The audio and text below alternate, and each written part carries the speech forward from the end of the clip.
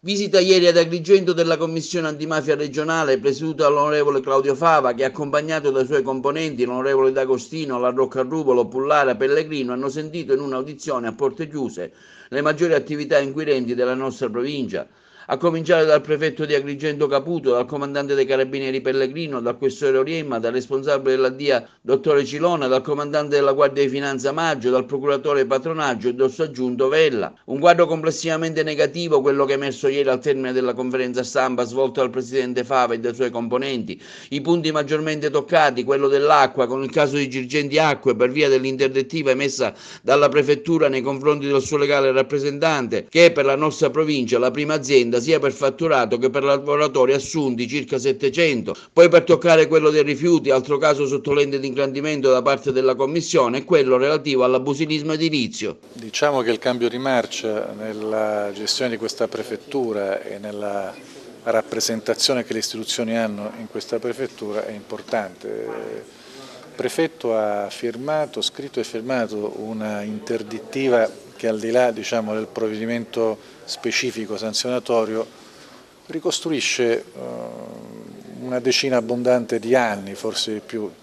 di come sia esistito in questa provincia un comitato d'affari trasversale che ha gestito non soltanto l'acqua ma molti grandi appalti pubblici. Ricostruisce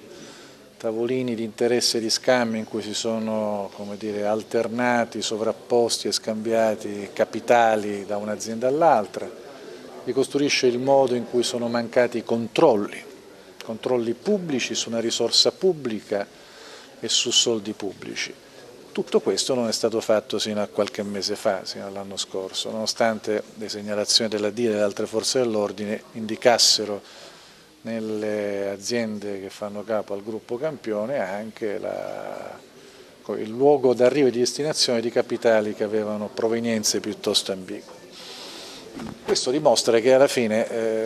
le cose si possono fare e sull'acqua si può fare davvero una battaglia di civiltà che restituisca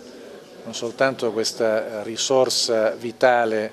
alla buona fruizione, ma che eviti che diventi oggetto di sciacallaggio, di saccheggio, come spesso è accaduto. Però perché questo possa accadere è necessario che ciascuno faccia la propria parte, cominciando dalla prefettura. Questa prefettura ha fatto una parte eccellente a fianco della Procura della Repubblica, delle altre forze dell'ordine, e credo che se la storia su questo argomento cambierà registro sarà dovuto anche al lavoro che è stato fatto. Questo è un lavoro parallelo rispetto a quello della Procura che sta facendo, che ha in atto un percorso giudiziario, no? Noi non ci sovrapponiamo all'eventuale accertamento di responsabilità penali. Il nostro può essere un lavoro di indagine su responsabilità politiche, istituzionali, sul modo in cui questo comitato trasversale ha ritenuto di dover soggiogare e condizionare diversi livelli istituzionali. Se Girgenti Acque è stata in condizione di offrire un pessimo servizio alla comunità, lo si deve anche al fatto che chi avrebbe dovuto controllare non ha controllato, e quando la catena di controlli si interrompe, si spezza per interesse o per reticenza, quando la Regione non chiede all'ATI il rendiconto di ciò che l'ATI avrebbe dovuto verificare, quando l'ATI non chiede all'imprenditore privato il rispetto puntuale della convenzione, quando gli organi di giustizia amministrativa ritengono di dover avere un occhio troppo benevolente, quando chi dovrebbe controllare il controllato va a braccetto col controllato, salta la democrazia e la conseguenza la pagano i cittadini, con una bolletta tra le più care d'Italia, dentro la quale ci sono voci di spesa che non riguardano nemmeno la realtà, cioè legate ai sistemi di depurazione dell'acqua, mentre sappiamo che ci sono 13 impianti di depurazione sotto sequestro e che il 90% dell'acqua in questa provincia non viene depurata. Intanto oggi veramente per me è stata una svolta, lo dico molto francamente, perché ho visto una politica attenta più di prima, ho visto un impegno delle forze dell'ordine, perché questa mattina noi abbiamo audito sia l'Arma dei Carabinieri, la Guardia di Finanza, la DIA, il questore,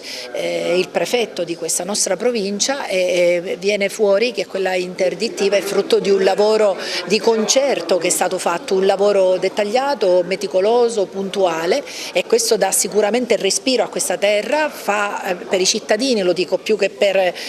lo dico da istituzione, lo dico da cittadina. Da cittadina non ti senti sola, da cittadina sai che ci sono le istituzioni che stanno lavorando in tutti i sensi. Ora stiamo parlando di acqua, ma vale per voglio dire, dai rifiuti all'acqua, passando per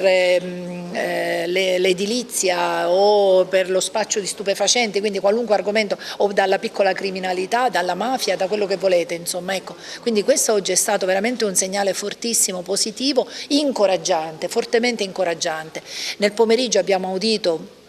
il procuratore e l'aggiunto Vella, il dottore Vella, e anche qui abbiamo capito intanto che l'inchiesta è in corso e quindi con un'inchiesta in corso non hanno potuto dare, o meglio hanno dato tanti di quegli elementi da scrivere un libro, ma nello stesso tempo ovviamente non più di quello che potevano dire, e ci siamo resi conto, se mai ce ne fosse stata necessità, che con i fondi pubblici, e parliamo di milioni e milioni di euro, una società privata ha amministrato come ha ritenuto meglio, forse non ha amministrato adeguatamente, questo ce lo daranno e ce lo diranno le risultanze di questa inchiesta che è in corso.